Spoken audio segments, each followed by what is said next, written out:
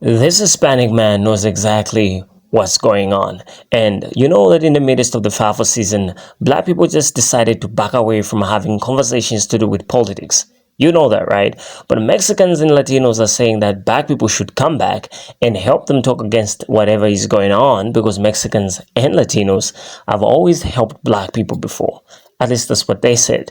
But you all know that that's not true. And a lot of Mexicans have been saying that black people are not hardworking like them. And if you want to see that video, we have it right here on our channel where we have this Mexican brother that talks gibberish, especially when it comes to black people. I just wonder why he talks against black people so much and against their hard work. But on today's episode, we have this Hispanic brother that is just saying your Mexicans need to call off and is putting them in their place. So if you want to have this conversation with us, you know what time it is. Smash that like button and also subscribe. Let's begin now. Latinos and Hispanics, they don't care about black people. What they care about is anti-immigration policies. We acting like Florida doesn't exist, where 70% of Latino and Hispanics voted Ron DeSantis as their governor. Before there was a Trump administration, we have Ron DeSantis. Look at all these anti-black policies that's in Florida. Remember, no black history to be taught in the schools. Where was the outrage from the Latino and Hispanic community then? When they talk about, oh, no CRT, where was the outrage? What anti-wokeness, where was the outrage? And we all know what the Republican Party view wokeness as. The new pro-black movement. That's what they view it as. And don't act like only Cubans live in Florida.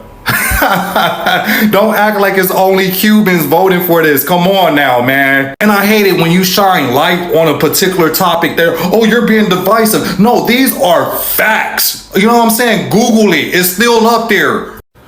You look pretty Latino yourself, my bro. And this is what's wrong with y'all, your community. Let me not generalize this. This is what's wrong with a lot of y'all. Y'all are colorist and racist because there's Afro-Latinos that walk into y'all establishments that y'all automatically assume to be black American or black, and y'all treat them like crap until they start speaking Spanish. And what does a Latino look like? Because there's Afro-Latinos, like I stated before, that's out there that could pass for black American if they wanted to. And there's black Americans that's melanated could pass for being a Latino if they learned how to speak Spanish. So once again, this is just colorist. You're stating that I look like that because I'm light skinned.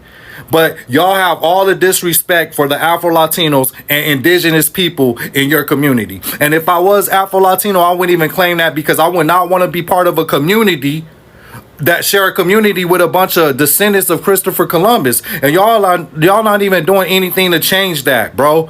Y'all really not doing anything to change that, to address the discrimination and mistreatment against the Afro-Latinos and indigenous and dark-skinned people in your community. You know how racist you have to be triggered by black boy joy?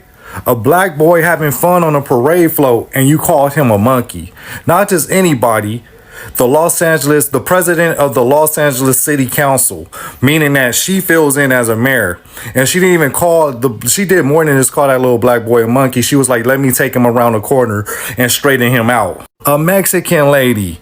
And I'm sorry that y'all journey to whiteness was an epic failure, like a rocket ship from SpaceX, but no one's going to be your cleanup crew. Not only that, did y'all see what those Mexican ladies did to that black little girl in Chicago? She was just walking her Yorkie and they beat the brakes off of her.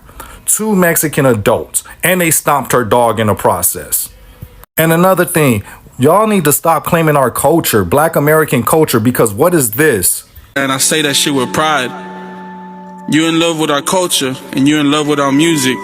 That's not y'all music. That don't belong to your culture. Y'all protesting to stay in a country with another country's flag. Now, if I was a proud Mexican, I'll be a proud Mexican in Mexico. Well, anyway, salute and safe journeys. And what happened to that one Mexican dude that was always bragging about Mexico and being proud to be Mexican? Shout out to him. He's a real one. Unification without reciprocation does not work. And that's universal principle. You go to any business or establishment that's owned by Latinos or Hispanics, do you see any black Americans working in those establishments? No, because they do not hire black Americans. Hell, they barely even hire Afro-Latinos. So what I'm saying is they never built something and put black Americans on. But black Americans always building stuff and putting them on. Kendrick Lamar with all those essays, right? That will not be reciprocated if the roles was reversed. We have evidence to prove that. It's okay to put your people first because everybody else is doing it. And once again, how could there be any black and brown unity when within this unification, there's no reciprocation? Because they're not spending their brown dollars in black establishments. You go to any African shop, any African establishment in this country, Africans are hiring black Americans. So how do Pan-Africanism supposed to even work? And once again, they cosplay and benefit off black culture. They never built anything to put black people on, black American people on. Unification without reciprocation does not work. Put your people first. Everybody else is doing it. So I'm xenophobic for calling out anti-blackness. I'm about to show y'all some hypocrisy. So Africans, Caribbeans, anybody in the black diaspora could origins a black American to what is your origins? Alabama, what is your origins? Georgia, what is your origins? Louisiana, I keep telling you where my origins is at. And y'all keep on asking the same question. Now, when the headlines happen, let's say an African did something atrocious, right? And they put like, oh, African American in the headlines. What is this person's origins? Because feature wise, some of y'all have some distinctive features. Like, where is this person from? Right? So it's a problem when I ask, or when a black American asks Africans, what is this person's origins? It's xenophobic. But when someone asks us for our origins, it's okay. When y'all Africans are clearly just being disrespectful and anti-black Americanness. After someone tell you over and over where they're from. When people want to delineate, oh, that's xenophobia. But it's okay when y'all be like, oh, I'm not African American, I'm Nigerian American. Like, so please, this sound a lot like white fragility to me. Now, in the midst of all this discussion, we all know that Ron DeSantis did play a significant role when it came to stopping black history from being taught in some of these schools in Florida. So let's just take a look at some of that discussion and let's find out exactly what he did. So he defended the state's decision to block the advanced placement AP course on African American studies. Now, the reason why he said that is because he thought that it was some sort of indoctrination and included content like queer theory and intersectionality that he deemed inappropriate. But he also said or led to the watered down version of Black history just being taught. So this act led to the creation of new standards for teaching Black history, and some critics argued that it left out important aspects of Florida's history and placed undue blame on Black communities. Right? He kind of like created this course that was just watered down.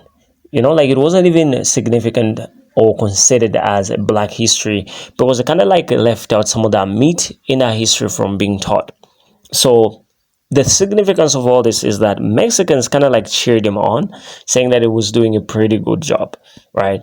When Black people really wanted their voices to be heard during that time, Mexicans and Latinos back down. They never said anything about that. So whatever we're seeing right now that is happening in that Black people have just stepped back and are just kind of like taking time off from like talking about politics. This is when we're seeing a lot of Mexicans stepping into the scenes and talking about how anti-Mexican Black people have become. So this Hispanic brother, he's here to kind of like just say exactly what's really going on, that Black people are not the wrong ones in this case. You know, like we've seen how, like I was reading an article on how some Mexicans and Latinos hire their own people and also leave out Black people. So is that anti-Blackness? Some people argue that it wasn't, that it was just some sort of discrimination because those people consider some Black people as uneducated. You know, like it's so difficult to understand really where these stereotypes come from. But one of the most controversial topics being argued across the political aisle today involves state laws and makers and politicians who have combined efforts to ensure that African American history courses stay out of the classroom. So a lot of these people have just like risen up that don't want to see Black history being taught. Right. So across the nation, historians, educators, parents, and others are protesting that Black history deserves to be taught and not just relegated to 1 month of the year. So this article I'm reading you is like a 2024 or even 2023 article that was really significant at that time, where we saw a lot of parents just talking about how Black history should be taught. Like it's kind of like sad during that time when we're seeing a lot of people, such as politicians like Ron himself and some of his colleagues, that were like prioritizing teaching gender roles more instead of Black history. Like it's just so sad. So a last count for the 4 states have started debating whether to introduce bills that will limit what schools can teach about race, American history, gender identity, and sexual orientation. So this was the time when Ron decided that we shouldn't allow Black history to be taught. So where were Mexicans during that time? And if you want Black people to just like start rallying for your causes now that you effed around and are now finding out, like these are the talks that you all missed out. You didn't participate in. And that's the reason why Black people are like backing down. And it's not just about education. We have a lot of issues that Black people wanted to bring awareness to, but nobody really helped them you know.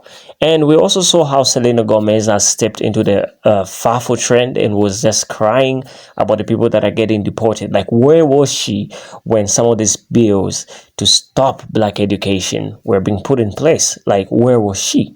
And this is exactly what this Hispanic brother is talking about. So what do you think about hearing all these points that we've presented for you, and after hearing what he had to say in today's video? Leave your thoughts down in the comments. Now, unfortunately, I did also hear him mention Africans and Nigerians, people that do have businesses in the land of the free that don't want to help out the Black community. Unfortunately, of course, there's this some sort of hate maybe, or I'm not really sure what it is. Maybe it's an exaggerated bias towards the Black community that some Africans do have.